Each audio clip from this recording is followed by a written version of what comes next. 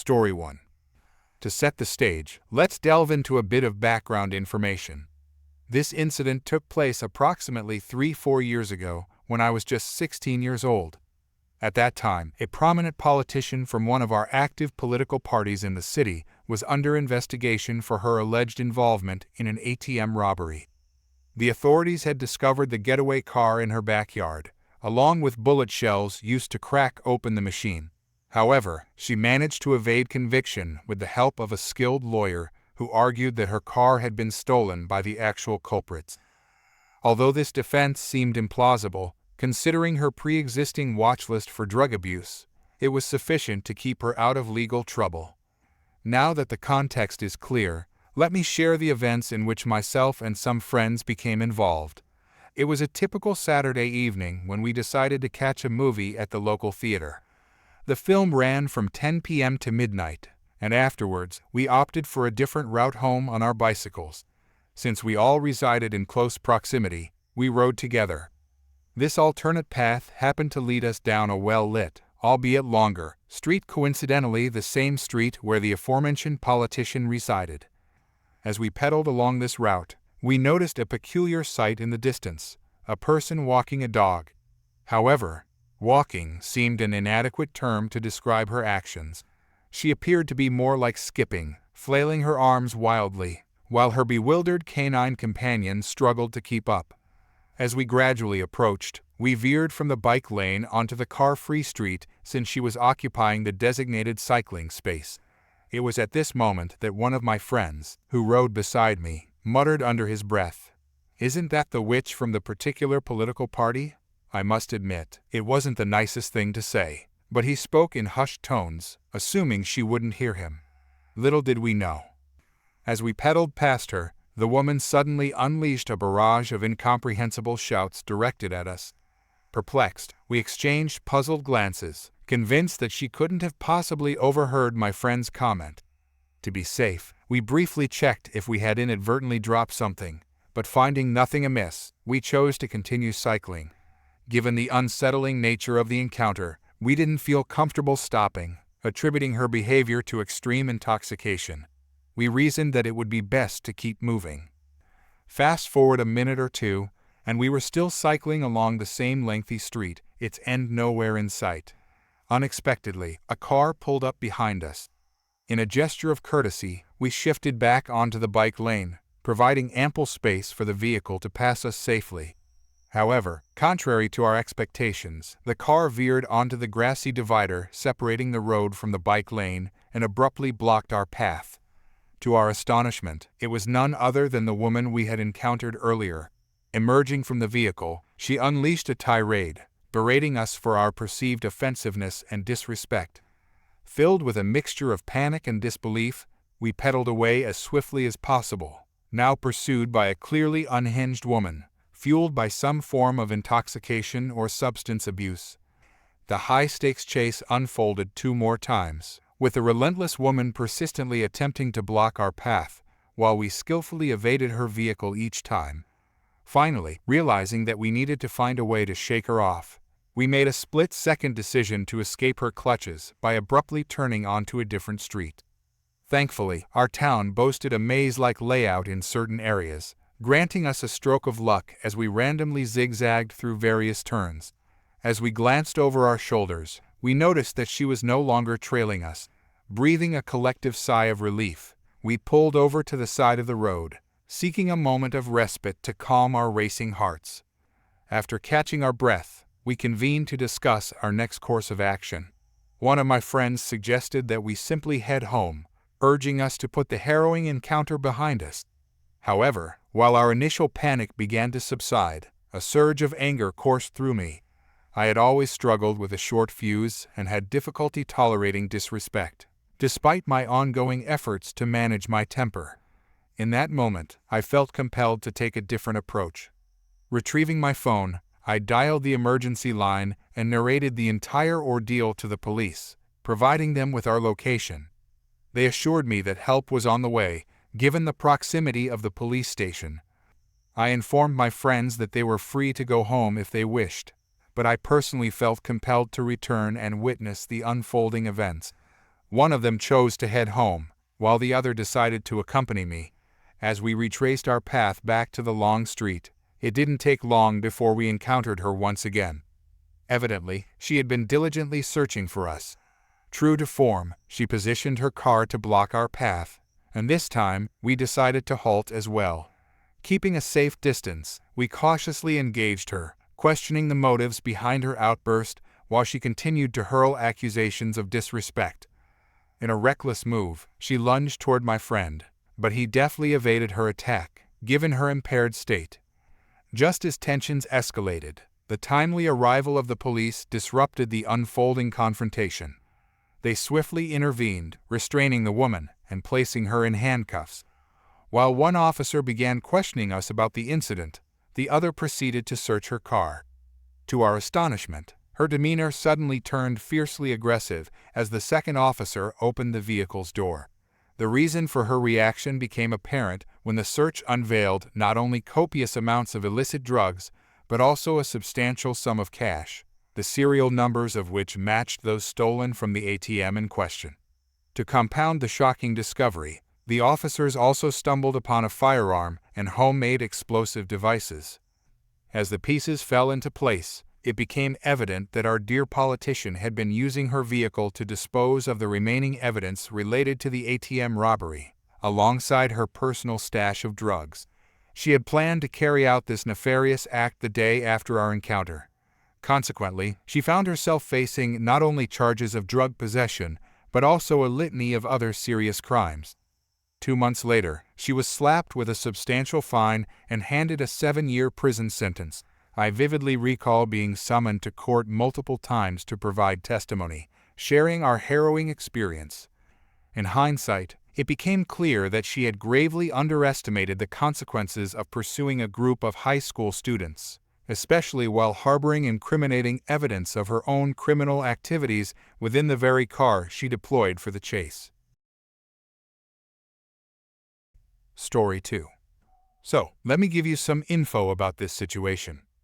I'm 18 years old, 17 years old when this happened. I live in the Netherlands and I work at a local supermarket where I work as a stock clerk. Don't really know how to translate that.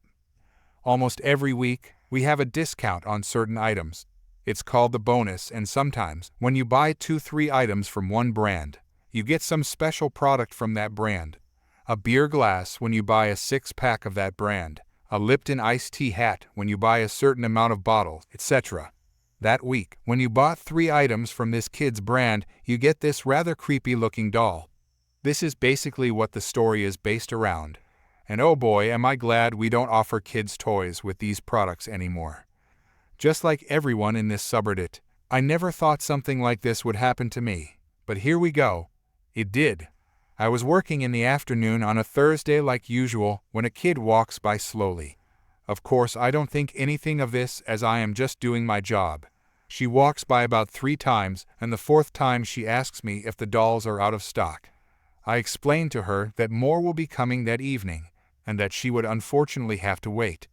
She asked how late, and I told her that they would probably arrive after closing time, because of a delayed shipment, so she would have to wait until the next day. She walked away with quite a sad face, and I felt bad for her.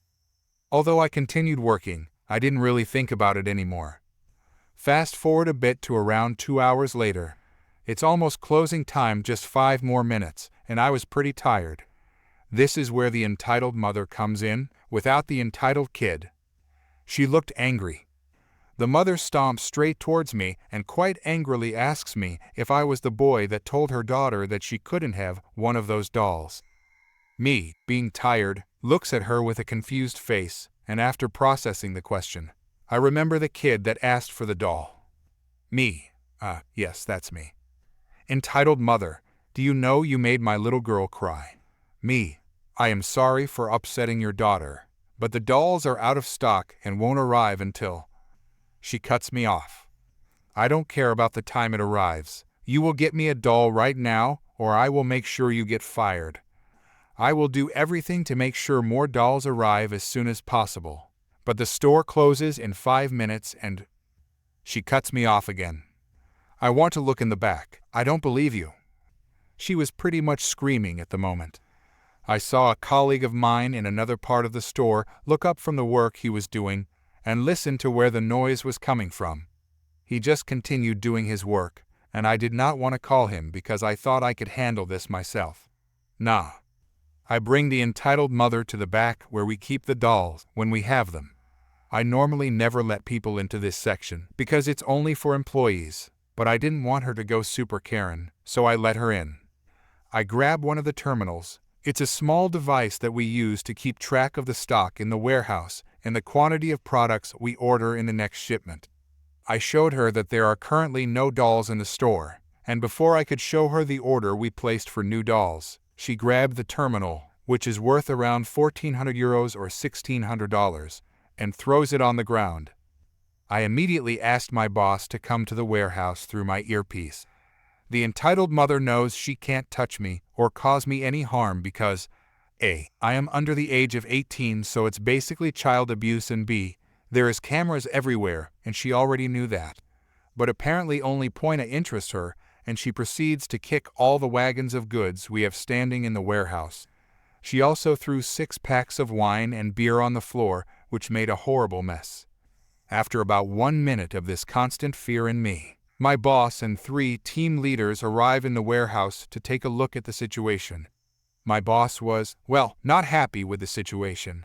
Apparently he took some kind of fight training because he grabs the entitled mother in a certain position so she is pinned on the ground with nowhere to move. One of the team leaders is asked to call the police. Within 20 minutes, the police arrived at our warehouse. I was surprised that the woman did not attempt to kick or slap my boss, because she has been laying on the ground for this long. The 2 policemen are guided to the office by 2 team leaders, while me, the 3rd team leader, and my boss are still in the back of the store.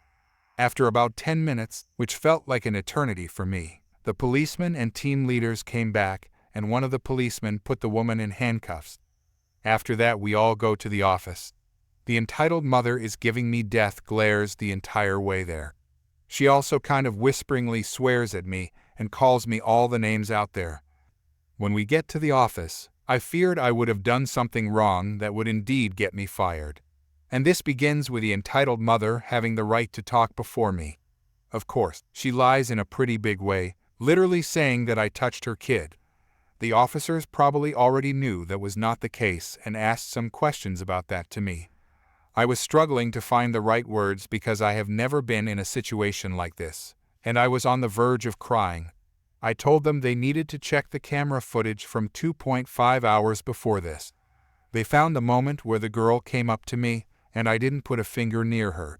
The boss complimented me for keeping enough distance due to COVID, but that didn't really come through to me because I could only think of what could happen if they did not believe me.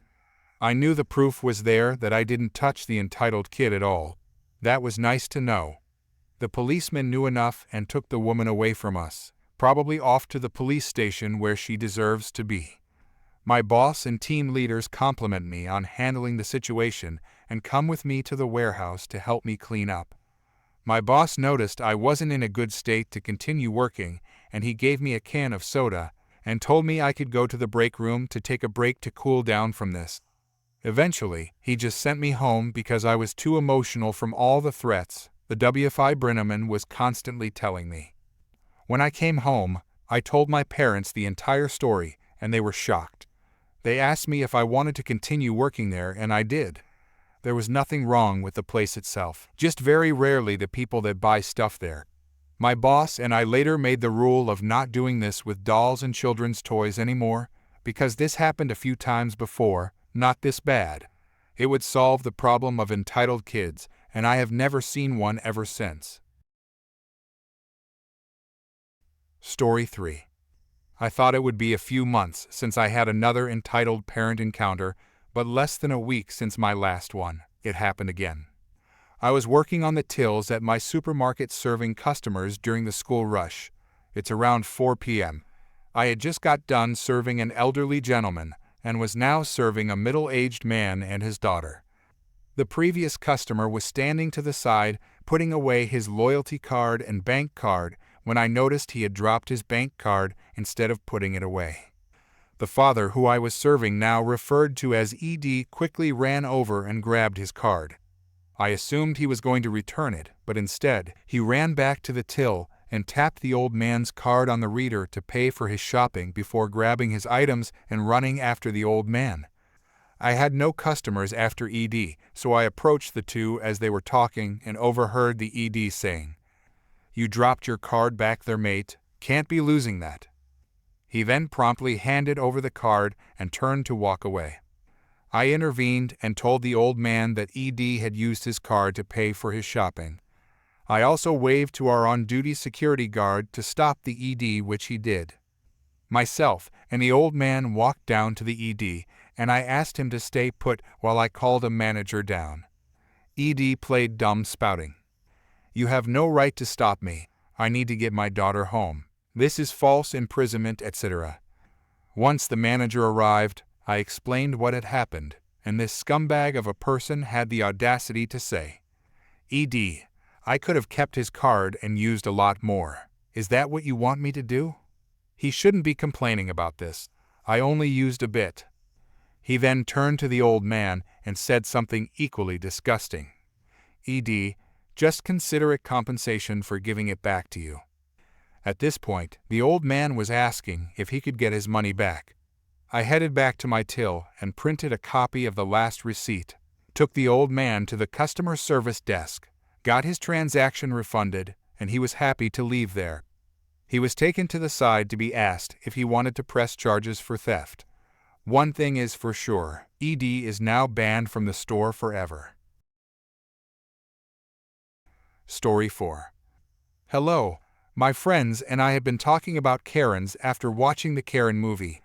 We had rented it because our parents aren't relatively comfortable with us going to movie theaters with the pandemic.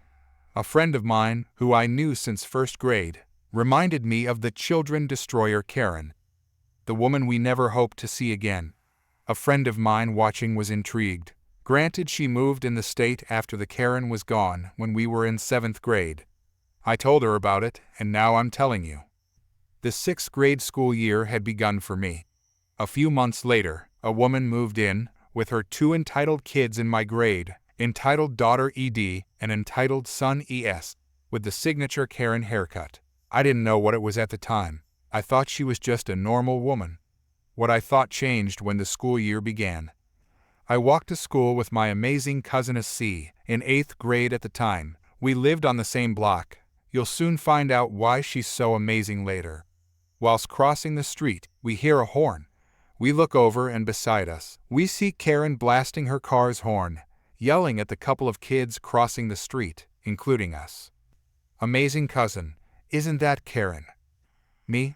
Yeah. Amazing cousin soon noticed something in Karen's car. A tall, halfway empty bottle of vodka. She knew because that was one of her mother's favorite drinks. She instantly started to run across the street now, hurrying me just in case Karen was drunk. Me. What's going on? Amazing cousin. Karen has a large bottle of vodka in her passenger seat. I want to make sure you're safe. I don't care for those kids, they cause enough trouble. She was talking about Ed and Ease.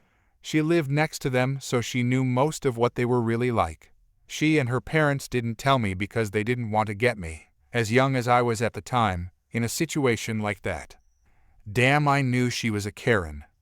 That was the first time I heard the name Karen be used to describe a group of people. Anyways, unlucky me, ED was in the same homeroom as me. She was a total bully. Regarding the male classes, Ease was as bad as her. Maybe even worse, as he tended to throw paper balls at teachers and students. In my middle school, there were female and male homerooms, including one that's mixed. I had become a huge target of their bullying and came down with self-esteem issues and depression at a young age. I blamed myself, as they had targeted me due to my symptoms of ADHD, my shuddering, and even the issues resulting from their bullying. I hadn't told Amazing Cousin, or anyone for that matter, about it, but she ended up finding anyways. I was walking with my books when ES pushed me, making me drop my stuff. Amazing Cousin saw from the corner of her eye and marched towards me. I was on the floor crying as I couldn't take it anymore. She patted my shoulder and gave me a hug, then got up and walked after ES and ED, grabbing them by the collar and dragging them toward the office. There were cameras they didn't notice in the hall when they pushed me. After seeing the footage and making sure Amazing Cousin didn't hurt those brats, they had gotten a punishment that was equivalent to a slap on the wrist, a 30-minute detention. While Amazing Cousin had gotten a 2-day suspension because ES and ED claimed she had hurt them on the way there. As they were the good kids near the teachers, sadly the bullying had continued and had gotten worse. One day in the 6th grade, teachers had a meeting. These meetings were for the whole week, so there were a bunch of substitutes. They treated the substitutes with no respect. This brought their reputations with the whole school staff down. They were no longer believed and monitored, which they ended up getting suspended multiple times. That's when Karen full Karenness set sail. She started to deliberately harass children and seemed to be looking for me. I walked with Amazing Cousin that Karen would just stick up her middle finger when Amazing Cousin wasn't looking and I was. I held back tears. One day, we were very early, and with a horrible coincidence, Karen and her brats were too. Amazing Cousin had gotten thirsty, so she went to a park which was popular and near the middle school. It had water fountains with clean water. She told me to stay there, so I sat down and then I hear the signature. Excuse me. I looked up, and to my horror, Karen, ED, and ES were there. Karen, I hear that you and your cousin had been causing my children some trouble. I'll get your parents and that cousin of yours arrested and you'll have no one. It was something like that. Karen continued to berate me when Amazing Cousin came by right behind her and her children. Amazing Cousin was tall, about 5'10" at that age, while Karen was about 5'2" and her brats seemed to have gotten their height from their father, as they were a bit taller than their mother. Amazing Cousin, hey. Karen and her brats looked at Amazing Cousin to their horror.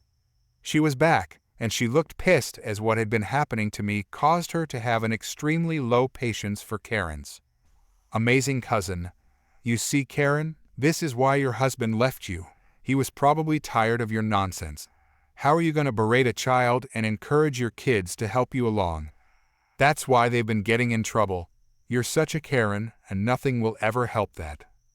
Karen had started to talk back, but suddenly Amazing Cousin had gotten closer, cracking her knuckles, and she ran off dragging her children behind her. Over the next few months, Karen's demon spawns left me alone. As far as I knew, they had found new targets. One of the targets wasn't having it. They had told their parents. One day, as me and Amazing Cousin were walking, we saw a woman about the same height as Karen and one of the targets walking up to the car window. They had started an argument and Karen ended up punching the kid, breaking his nose. Police had been nearby and they saw the whole debacle. Karen was arrested and the woman had requested press charges. Story 5. Background. I am a big guy, 6 foot, 275 pounds, and I am not all muscle. I used to play soccer as a kid until I was 17 years old when I took a nasty knee injury that ended my hopes to play pro. I started to gain weight over the years, partly due to bad habits and lack of exercise. I reached 325 pounds at one point, and it felt like I was about to die. That's when I decided enough was enough, and it was time to turn my life around. Started eating healthy, and slowly picked up the exercise bug again. I also joined a 6v6 soccer league in my city where my friends had a team and invited me to play. I'd play soccer once a week, go to the gym thrice a week, then rest and chill. It was great. On a soccer pitch, you don't expect 300 pounds plus guys to be running around or even be skilled enough to dribble through defenders. Most teams wouldn't even mark me. I played as a striker until I scored a goal or dribbled through 2 of their players. That earned me some respect on the pitch. I had competitor players come to compliment my performance after the games. I even made friends with league coordinators who at times cheered me after a nice pass or goal. It was just great. I felt I was alive again. The wrongdoing. At the time of this story, I had lost about 30 pounds. I was 295-ish. We were playing a long winter league, which is basically 14 games, 14 weeks, and we knew almost every team in the league. Except for one team. It was the fourth game of the season, and we were scheduled to play the new team. A bunch of big guys that looked like they were straight out of an MMA competition. The game starts, as usual. I am not marked. I literally had enough space to park a truck with no defender giving me a thought. I received the ball, ran for the goal, then buried it in the bottom corner. Easiest goal ever. 5 minutes later, I did it again. Now I had their attention, and I was being marked by a guy who from now on we will call Jerk. Jerk tried every trick to take the ball from me, and failed. The more he tried, the more frustrated he became. Then at one point, I had the ball, dribbled, and did a body feint, and he dropped on the ground trying to correct his direction. I crossed the ball, and we scored the third. It was humiliating, but I didn't mean it like that. He stood up and walked right next to me and said, "Jerk, you think you're having fun, fatty?" Me: "You're not really going to talk bad at a recreational soccer game, are you?" Jerk: "I am not talking bad. I am just asking if you're having fun." Me: "Yeah, I am. And you?" Jerk: "I will have my fun in a bit."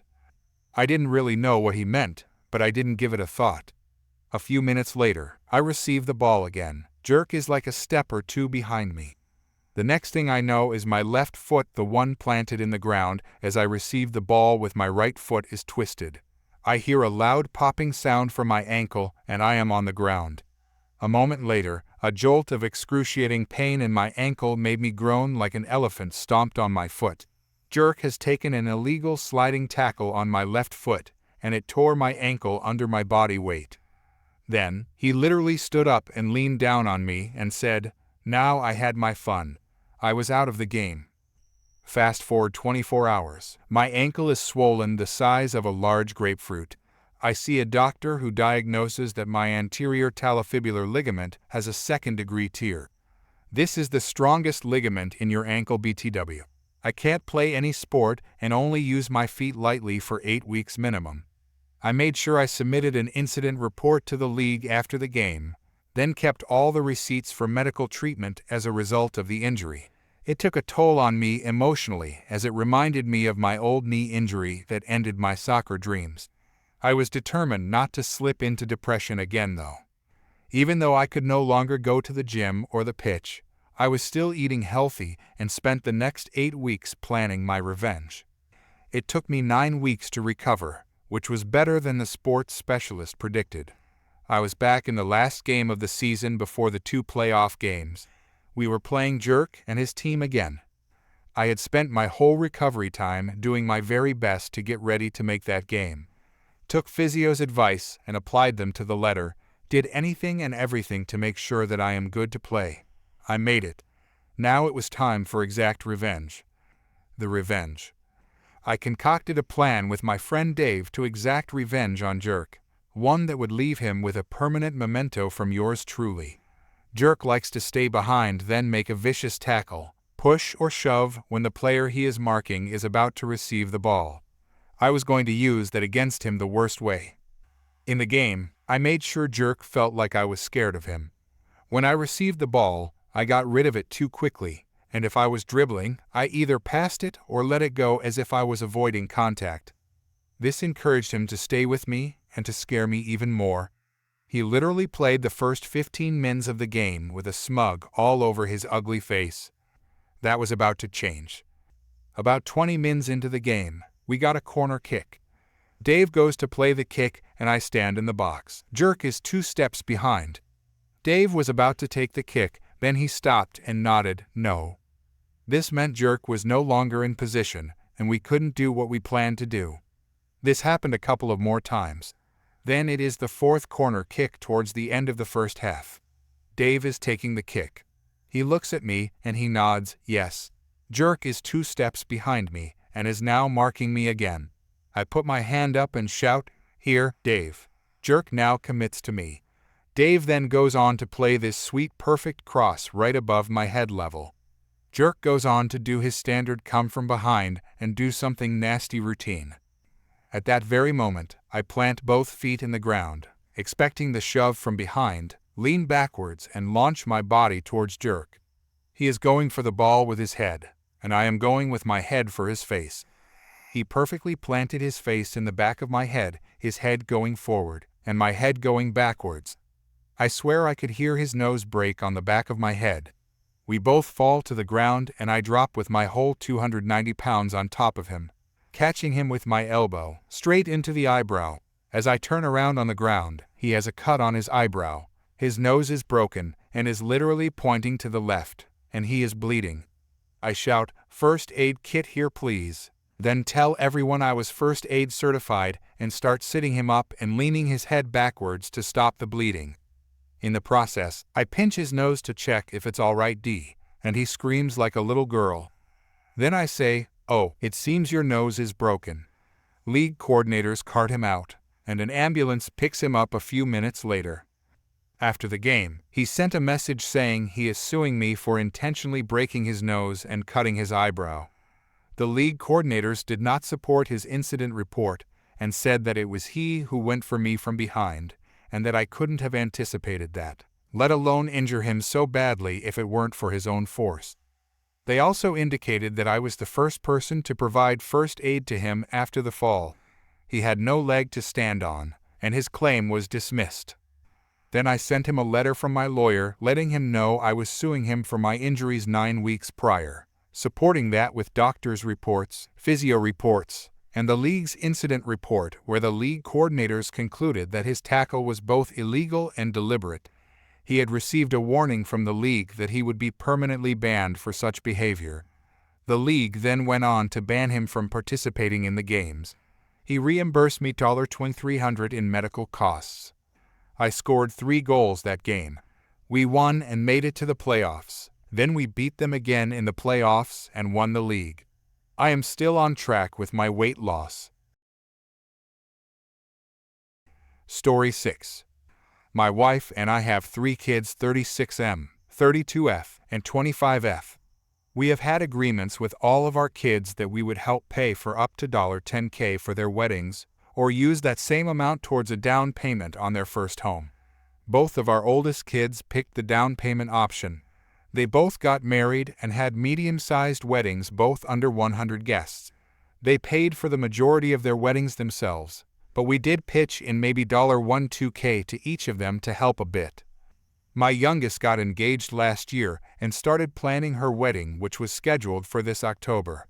She told us she would like us to help pay for the wedding instead of a house, since both her and her fiancé are more comfortable with apartment living and don't want to put roots down anywhere since they are both young. She had us put deposits down for a venue, caterer, photographer, and a DJ. These deposits totaled over $5K and were non-refundable. About 2 months ago, my daughter called to tell us that she and her fiancé had decided to cancel their wedding and get married at a courthouse. She said that the wedding planning was too stressful and they would rather just get married legally and spend money on a big honeymoon instead. She said she wants us to take the rest of what we would have paid for the wedding and put it towards their honeymoon instead. She said they want to take an extra long honeymoon, like 2-3 months of travel to multiple destinations. I told her that we would not be contributing money to that. I explained that by canceling their wedding, we have lost out on thousands of dollars and gotten nothing out of it due to non-refundable deposits. Mind you, we never questioned any of their choices regarding wedding planning and were not involved in any of the decision-making. I literally just wrote checks to vendors.